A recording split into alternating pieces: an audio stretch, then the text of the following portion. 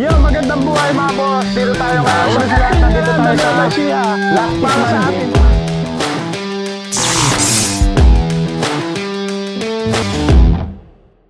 Yo, magandang buhay mga boss. Nandito tayo ngayon sa Peñaranda, Nueva Ecija para sa ating pilot episode ng Bida Co Brother of the Week. Ayan.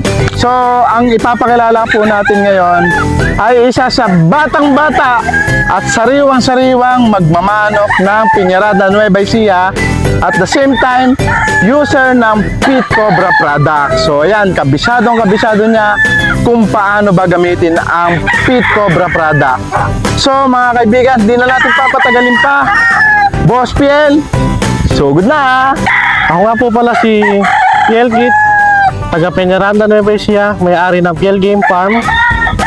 Ipapakita din po namin sa inyo mamaya yung iba't ibang linyada dito sa farm at libre-libre po kayong pumunta dito. At isang certified Bida Co brother. 3 years na, nag-umpisa lang yan na may nagbigay ng isang tryo hanggang sa nahiligan na, bumili ng materyales, nahiligan mag-breed, maglaban. And yun, maganda naman ng record. Yung mga gray saka pumpkin, yung mga nagpapanalo talaga sa Kelso. Yung Ignite, yung Venomax, yung Dewormer, yung Enrofloxacin. Yun, yung Venomax, yun talaga, kapag silent killer yung manok mo, pwede mong gamitin. Talagang ilalabas yung lakas ng palo ng manok mo. Yung Ignite, kung tutulog-tulog yung manok mo, gamitan mo sa last rides ng bagong laban. Mga siguro 14 days before the fight, gamitan mo ng Ignite. Talagang parang may jackhammer yung paa. Yung Pit Cobra Dewormer naman, isa sa pinakamagandang pamurga na nagamit ko. At hindi na ako magpapalit ng pamurga dahil sa Pit Cobra Dewormer, lahat ilalabas ang dapat ilabas sa bisa ng albendazole.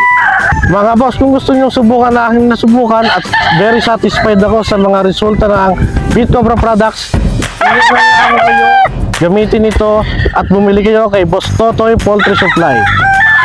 Ito ang isa sa nagpapanalong bloodline dito sa farm, ang pumpkin, special characteristic, straight comb, light feathered, medium to high, minsan nagbubuga ng picom, angat sarado, maingat maglaro, mga big bone. Ito pa ang isang bloodline na nagpapanalo, yung mga gray, physical characteristic, medium to high, mga picom, maganda din maglaro, multiple, maingat, at bumibilang ng panalo. Ito ay LDT Gray.